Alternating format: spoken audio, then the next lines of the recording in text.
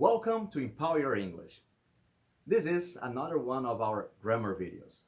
My name is Kaique, and today we are going to get into physics. Yes, Einstein would be proud.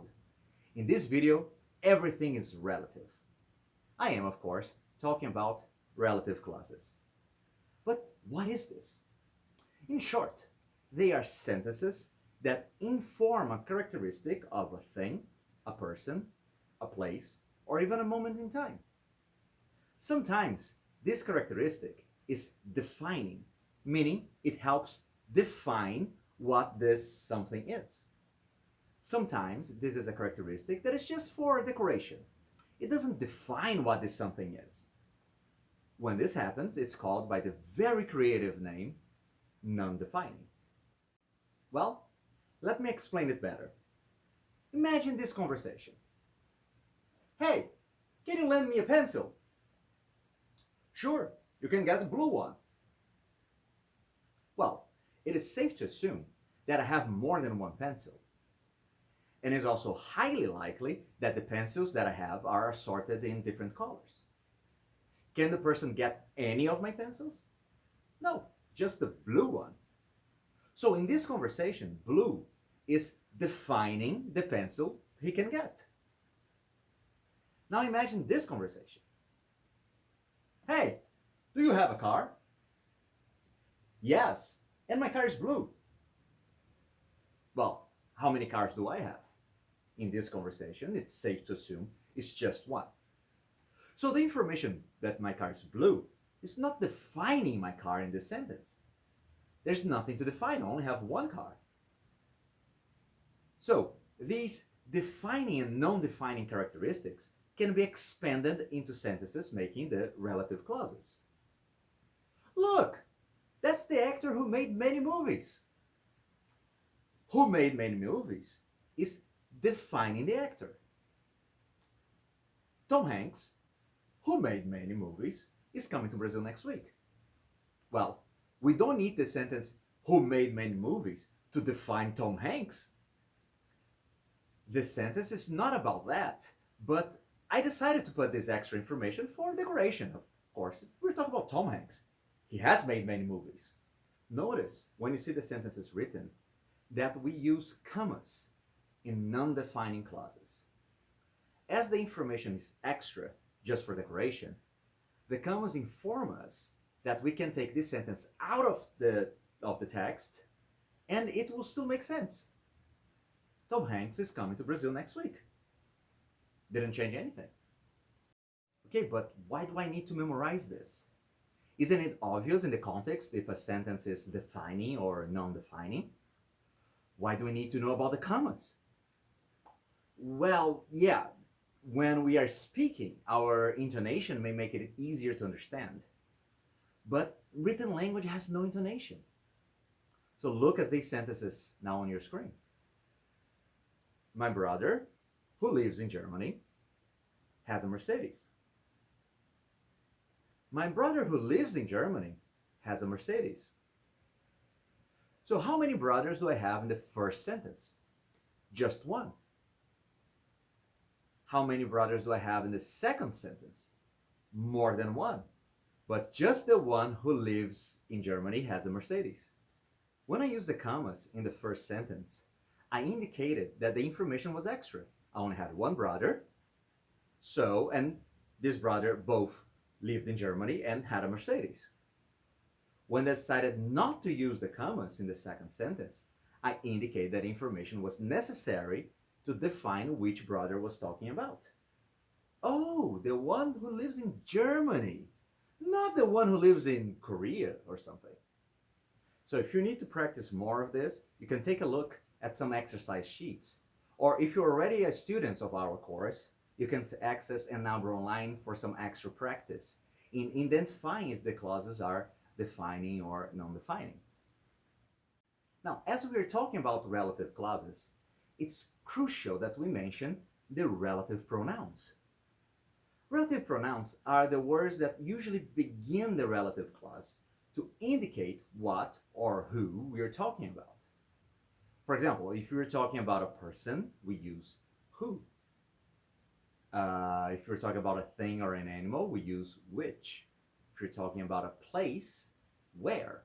If you're talking about a moment in time, when. And if you're talking about a possession, we use whose. These are the most common relative pronouns. There are more, but they are less used. Let's see some of them in sentences. That's my friend who got a new job last week.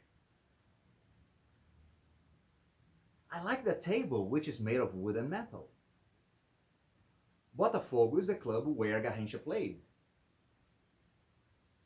That was the moment when I understood relative clauses. My father, whose apartment is quite big, is going to host the next Christmas party. Notice that whose indicates the possession. It's the apartment of my father, or my father's apartment. Also, be careful. Whose can be used for people or things, as long as there is a possession involved. Look here. That is a restaurant whose owner is an incredible chef. So, the owner of the restaurant. That's why I'm using whose. Now look at this one. I saw a house whose fence was all green and pink.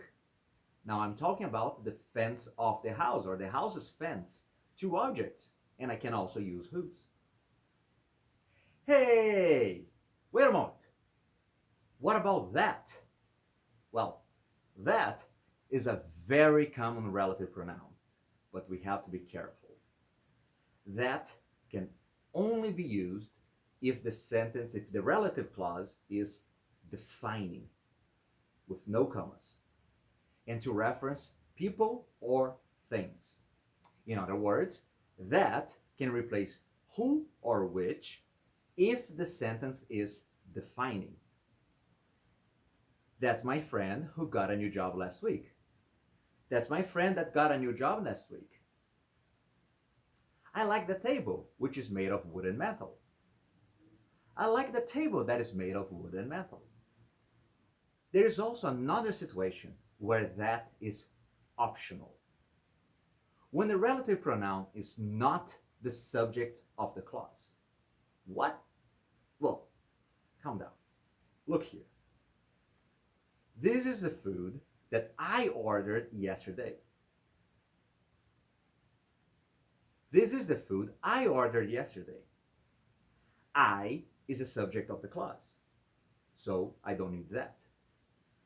I like that table that is made of wood and metal. I like that table is made of wood and metal. Well, the sentence is incorrect because that is the subject of the clause. I cannot just cut that out. So, did you get everything? Here's a quick challenge for you then. What is the correct relative pronoun in these sentences? 1. I will borrow my friend's car. Is very comfortable. 2. That is the car. Doors look strange. 3. That is the car. Is perfect for me. 4. That is the car I want to buy. 5. That is the car I lost my keys.